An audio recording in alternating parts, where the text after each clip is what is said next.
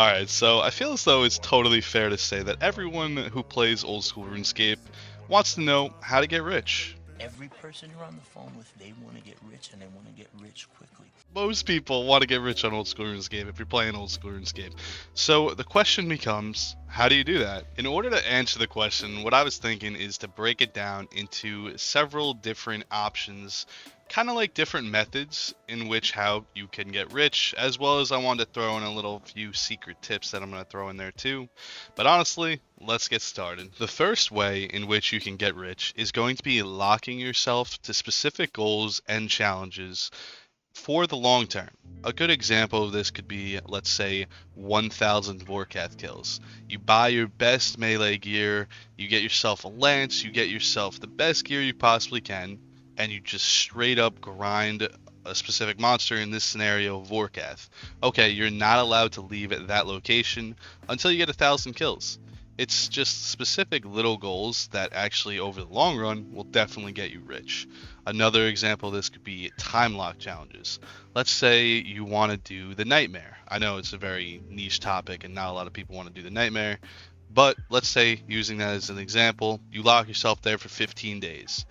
Every time that I hop on RuneScape, all I'm going to do is do the nightmare. I'll do it in FFA world, I'll try to get people, I'll try to get people from my clan, or maybe your friends or something, and just specifically lock yourself to that content for an extended period of time. And over time, that is one way that you will start to notice your bank value significantly increase. And now let's talk about the second method, which is going to be picking a rebuild weapon and saving up for one of the 3 wonder weapons for what you could call a mega rebuild, I guess, in some way.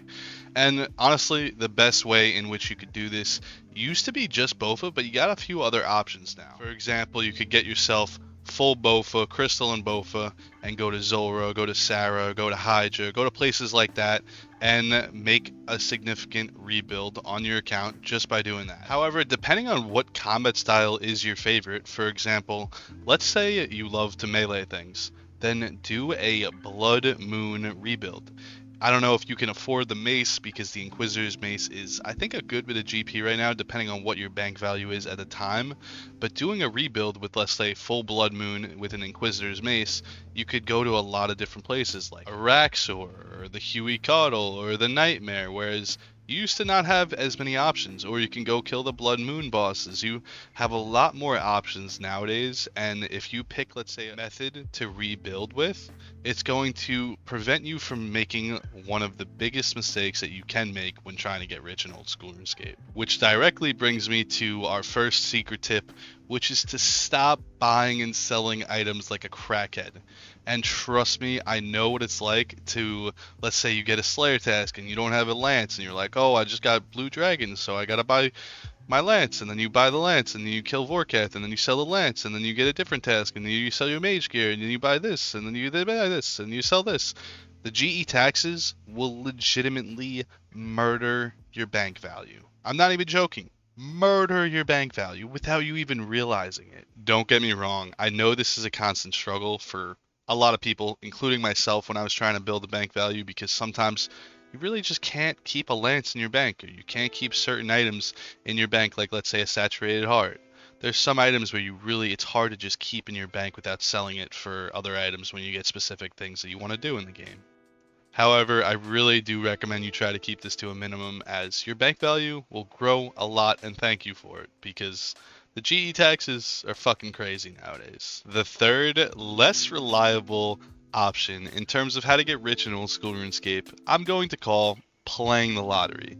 And specifically, what I mean by this is to either do a lot of raids specifically aiming for the mega rare items such as the Twisted Bow, the Tumikin Shadow, or of course the Scythe of Vitor, which is somehow at this moment in time the most expensive of the 3 wonder weapons, making you instantly rich just through one simple raid, which is why you call it playing the lottery, because it's extremely unlikely that you will get that drop. It should also be noted, though, that you can also, quote-unquote, play the lottery through doing clue scrolls in Old School RuneScape. I just totally stuttered there, but if you, let's say you only do hard clue scrolls and above, then you're going for a 3rd age item. whereas some of the most insanely rare items in the entire game, you could get up to 12 million GP, which is the current price of the Third Age pickaxe. 12 billion GP. You could buy every single wonder weapon instantaneously with like 7 bill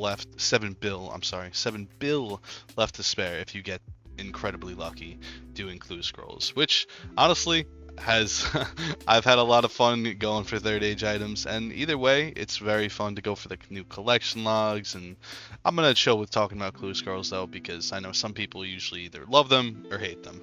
Alright, well, the second secret tip that we're going to be talking about is less so related to actually getting rich and more so related to appreciating being rich.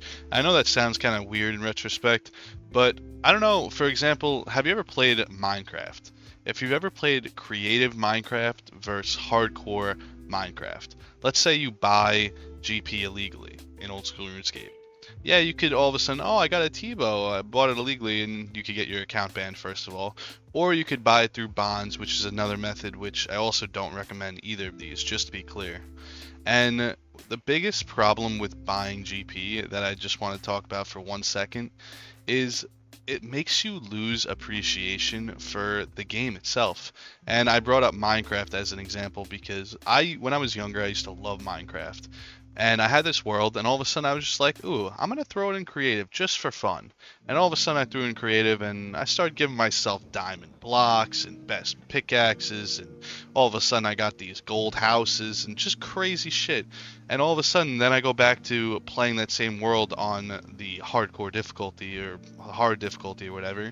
And instantaneously I didn't even want to play the game anymore because it made me lose appreciation for the things that are hard to work for.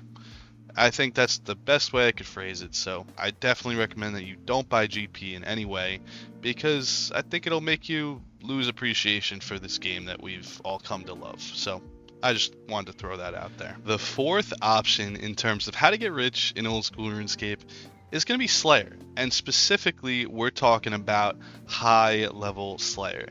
And the reason I gotta mention that first of all is the fact that a lot of people will just be like, oh yeah, do Slayer. But if you're a low Slayer level and you start getting these garbage, terrible tasks all the time, you're like, why the fuck am I doing this? These tasks sucks. I'm not getting money. I'm spending all my time doing this boring, terrible task, because a lot of people that have high level Slayer know and understand the fact that it gets so fun when you get to a higher level and you start making insane amounts of GP from all of these different tasks, whether it be through Konar, Duradel, or whatever your favorite Slayer master is.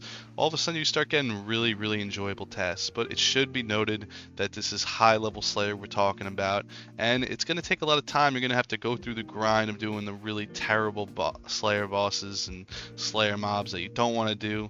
So don't get me wrong, this is a long-term strategy because it's going to take you quite a while to get a high Slayer level. But once you get there, I promise it'll be worth it. Alright, before we get into the final method, this is just a quick little reminder to drop a subscribe button if you're enjoying this kind of content. Or let's say you want to check out my nice little collection log completionist series. We've been having a lot of fun there. Shoot me a comment. I always respond to everybody. And I'm really trying to grow the channel, hit 1K subs. So if you drop that subscribe button, I really do appreciate it. Anyway, let's move on to the final tip, okay, man? One of the most underrated ways to get rich in Old School RuneScape is going to be grinding new content on release. The prices of items go for extraordinarily high prices, even when they're not even worth it and they're not even that great items. Everyone that's rich just wants what they want, and they want it now. You know, that's kind of how it is. That's how I see it. They want what they want, and they want it now. So in that thinking process, they're going to buy whatever they want when they want it, which means once something new comes out, they want to try out these new different weapons, and they want to try out this different armor set that just dropped, or oh my god, I need this amulet of Rancor, oh my lord, I need it right now, you know what I'm saying? That's how they think. I don't know. They just want to fucking buy it, and the prices are insanely high. So if you know that a new piece of content is about to be dropping, I highly recommend that if you're trying to make a lot of money, grind that boss or monster or mini game or whatever the fuck it is, grind it on release. And there's a very high likelihood that you can make a lot of GP, especially especially if you spoon something on the first day. Anyway though, I hope you found this guide, video type thing, whatever the fuck we did today, to be helpful, and I'll catch you next time, alright? Take care of yourself.